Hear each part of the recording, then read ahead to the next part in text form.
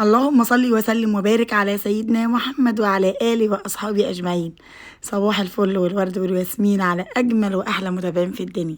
تعالوا يلا، عملنا الفول مع بعض ودمسناه وكانوا شوية فول زي الزبدة. هنعمل النهاردة الطعمية، ما ينفعش فول من غير طعمية. تعالوا يلا نعملها، نحتاج كتير في أيام برضو رمضان، بتبقى حلوة قوي لما بنحب نعمل أكل شعبي. هقول لكم طريقتها سهلة حلوة جدا جدا، وأسرار المحلات في عمايل الطعمية. عملتها قبل كده معاكم بطريقه غير الطريقه اللي انا هعملها المره دي، بس هي بس هي تكه واحده بس اللي انا زودتها، حاجه عرفتها من اسرار المحلات وقلت لعيلو يلا هنجربها مع بعضنا ونشوف فعلا هل النتيجه بتاعتها حلوه ومضمونه ولا لا. وهقول لكم النتيجه بكل صراحه. هنبل الفول بتاعنا من 6 ل8 ساعات لحد ما تمسكي الفوليه بتاعتك كده تلاقيها بتتكسر معاكي. بعد كده هنصفيه، ومعانا بقى الكرات، عندك الكرات البلدي او الافرنجي المتوفر عندك. ولو انت موجوده في مصر هجيب الكرات البلدي. ربنا يسعدكم زي ما بتسعدوني بضغطكم على زر اللايك.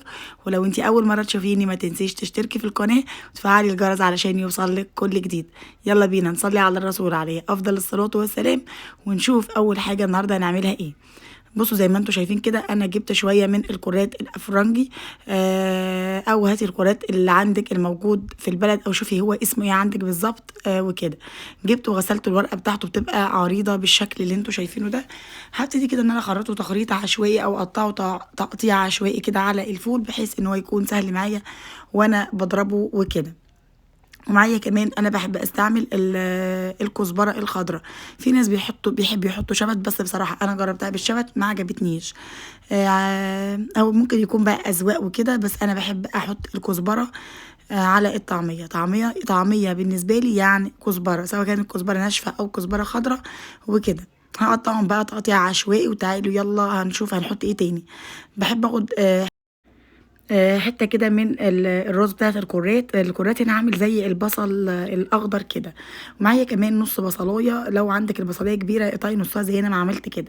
يعني حطي بصلايه صغيره، لو عندك بصل اخضر حطي بيبقى جميل وزي الفل. نسيت كمان احط توم، هحط كمان كده فصين معايا من التوم، بتبقى حلوه قوي قوي للطعميه. فصين التوم كده حطيهم، بصراحه بتدي نكهه وطعم حلو جدا جدا للطعميه.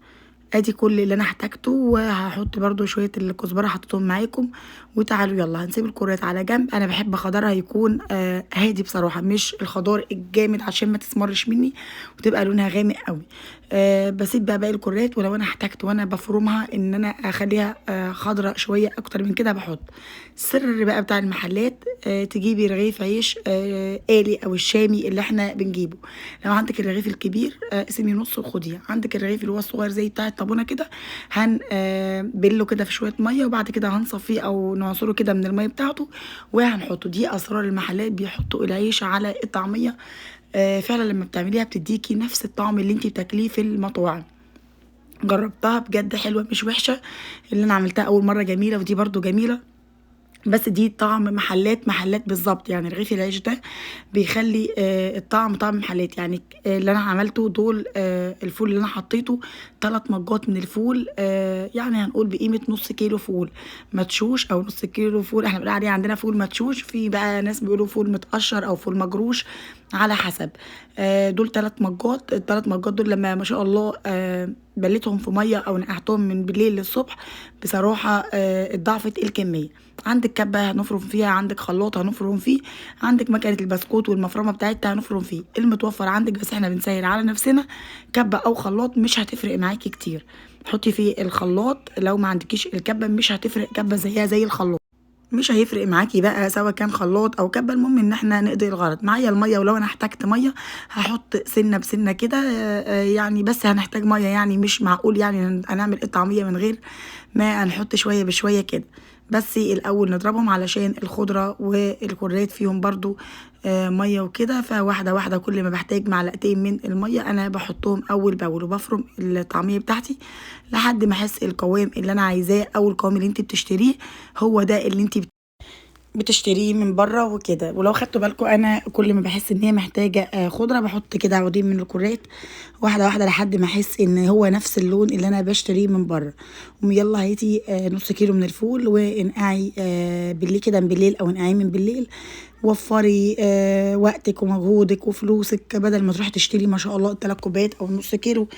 لو جيتي تشتريه من بره صدقيني هيعدي 60 جنيه شويه الطعميه اللي انت عملتيهم دول. واكيد انتوا عارفين اكتر مني، انا بقول على اللي انا بسمعه في مصر، انا ما شفتوش يعني القطعه دي بتهيألي او حته العجينه دي. لو جيتي تشتريها مش اقل من 20 جنيه تشتريها في الوقت الغلا اللي احنا فيه ده.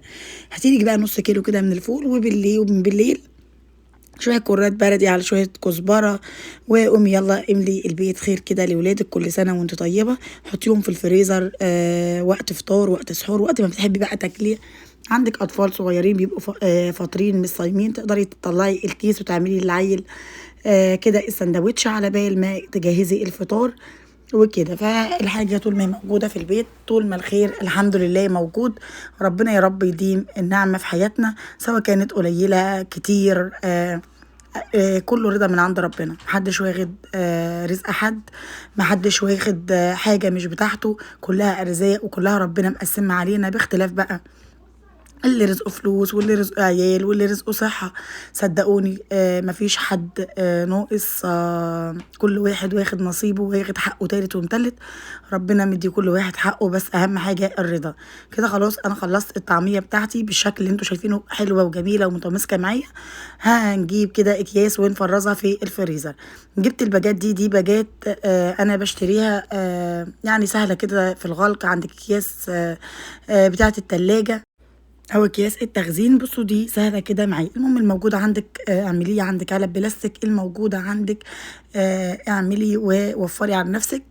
ما تخليش كل حاجه حمل كده على قلبك ده بجيب اكياس الموجود عندك اعملي بالشكل ده كده. انا بعمل على قد الكميه اللي احنا بناكلها او على قدنا، كل واحد يعمل على قد اكله على قد اكل ولاده. دي حاجه ودي حريه شخصيه. على قد اكلك اعملي لولادك. ببتدي كده ان انا اطلع الهواء من الكيس واتنيه كده علشان يبقى سهل معايا لما اجي اطلعه يبقى سهل في ان هو يفك معايا بسرعه وكده. هيعملوا معايا 8 اكياس تقريبا او اكتر او اقل، والله ما عارفه هنعد دلوقتي مع بعض. بس الكميه حلوه جدا. حتى الطعميه دي لو جيتي تشتريها على ما اعتقد عمرها ما تيجي اقل من 10 جنيه في الوقت ده. لا وليه، قومي اعملي كده لاولادك في الخلاط واعملي في الكبه واعملي الموجود عندك اعملي. والله ما عندكيش ده ولا ده، عندك بتاعه المفرمه بتاعه البسكوت اعملي بيها. مكنه البسكوت ليها مفرمه وكده. بس على ما اعتقد الخلاط موجود في كل البيوت بتاعتنا. ربنا يديمها نعمه في حياتنا يا رب وكده. دول هحطهم في الفريزر. ودول بقى انا تعالوا بقى نتبلهم. انا ما حطيتش اي توابل على التانيين، حطيت شويه كده من الكزبره على شويه من بهارات الطعميه. ما فيش بهارات طعميه، شويه كزبره وشويه ملح وحلوه قوي رضا. عايزه تحطي سنه من الكمون حطي، هتبقى حلوه قوي زي الفل معاكي. حطيت سنه كمان من الكربوناتو، ما تكتريش كربوناتو، بس بصراحه بيكنج باودر احسن من الكربوناتو معايا في الطعميه. يعني انا جربت ده وجربت ده، كل المحلات بيجربوا الكربوناتو وهو نتيجته حلوه بصراحه برضو مش وحشه. بس حسيت ان الكربوناتو البيكنج باودر كان بالنسبه لي احلى، مش عارفه ليه. مع اني انا عملت سنه كده بسيطه من الكربوناتو حطيها، حسيت كده ان انا عايزه كمان كيس نحطه. اصحابي الحلوين العزاز على قلبي كانوا بيكلموني بتعملي ايه، بعمل كذا. خلوني رجعت جبت كيس تاني فضيته وقلنا بقى نزود. كانوا هيجوا يفطروا معايا، قلنا مش مشكله يا جماعه خليكم في بيوتكم، اعمل لكل واحده سندوتش وخلص الدور. لا حديد وبعيد، لازم يجوا يفطروا معايا. قلت مش مشكله بألف هنا وشفا على قلبهم. هم يا بنتي يلا ايه اعملي لهم كده حتة الطعمية الحلوة دي بجد كانت جميلة جدا عجبتهم. العيش كان اللي انا بليته كان عامل زي بتاع المحلات بالظبط. حطيت كمان سنة كده من الكربوناتو وهقلبهم. واضربي بقى بالمضرب بتاعك كام ضربة كده. انا اللي خلاني ضربت بالمضرب بصراحة ان انتي عايزة تعمليها زي الحجر بالظبط. عايزة تحطي بقى في لو عندك المضرب كهربائي او اي حاجه اعملي. ما عندكيش، انا عملت بالمضرب السلك لان هو اللي موجود على ما اعتقد في كل بيت. المضرب اليدوي ده موجود في كل بيت. بعد كده حطيت الزيت معايا قدح كده او سخن كويس. بقيت احط المعلقه في قلب الزيت واشيلها اعمل بيها بالشكل ده كده. ده الطعميه الصغيره اللي بدون سمسم بدون اي حاجه. جبت بقى شويه كده من السمسم، احط عليهم شويه من الكزبره. وتعالوا بقى نعمل كمان اللي بالسمسم. هنعمل الساده العاديه اللي بنشتريها على طول، وبنعمل برضو اللي بالسمسم اللي بتبقى بالطلب للناس اللي بيحبوا الطعميه بالسمسم. شايفين جمالها؟ لونها كان حلو وطعمها كان جميل جدا جدا. عجبت ولادي، بيقولوا لي يا ماما بتفكرنا بالطعميه بتاعه مصر. سيب لكم اللينك برضو بتاع الطعميه الاولانيه اللي انا عملتها اللي هي كانت من غير عيش، هسيبه لكم في صندوق الوصف، اللي محتاجه يرجع لها او يرجع للفيديوهات بتاعتي هيلاقيها موجوده. شايفين جمالها؟ حباها بقى نص سوا طلعي، حباها تحبيها بقى يعني مقرمشه، دي حاجه ترجع لك انت. بقيت احط ايدي في الميه كده ويلا بينا نعمل. بصراحة هفتح محل فول وطعمية، يعني مشروع بجد، مشروع ناجح. اعمليه وكده انتي تقدري تعملي اي حاجة من بيتك. طول ما ربنا مديكي الصحة والعافية، ربنا يا رب ما يقل عافيتكم ولا صحتكم في الشهر المفترج يا رب، اللهم امين. كده خلاص انا عملت حته العجينه اللي شايفين لونها وجمالها. بقول لكم لونها وجمالها حلو قوي بجد، وطعمها والله العظيم كانت جميله، وكان لونها جميل كده وحلوه ومعقوله. جربوها بالطريقه دي هتعجبكم قوي قوي.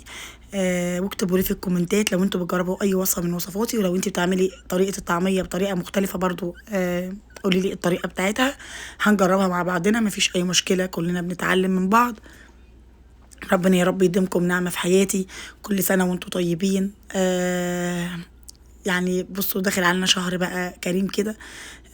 يعني نخلي نفوسنا راضية، نخلي فعلا نفوسنا راضية ونفوسنا حلوة كده لبعضنا. والافضل طلعي الطعميه بتاعتك على مصفى، بلاش طلعي على مناديل زي المحلات بالظبط، مش هتشرب معاكي زيت وهتبقى زي الفل. كده خلاص خلصت. لو تسمعوا الصوت اللي انا سامعاه، هحاول افتح لكم الصوت واسمعكم الخروشه. بصراحه الطعم جميل جدا جدا. خلاص انا خلصت الطعميه بتاعتي. رصوها بقى بالشكل اللي يريحكم. جربوا الطريقه، ولو انت اول مره تشوفيني ما تنسيش تدعميني باللايك والشير وسبسكرايب للقناه. فعلي زر الجرس علشان يوصل لك كل جديد. وربنا يسعدكم زي ما بتسعدوني بضغطكم على زر اللايك. اتمنى اشوفكم في فيديو جديد من مطبخي، مطبخ سمر في الغربه. ادعموني باللايك باللايك باللايك باللايك. اشوفكم في فيديو جديد. مع السلامه ودمتم بخير، وكل سنه وانتم طيبين.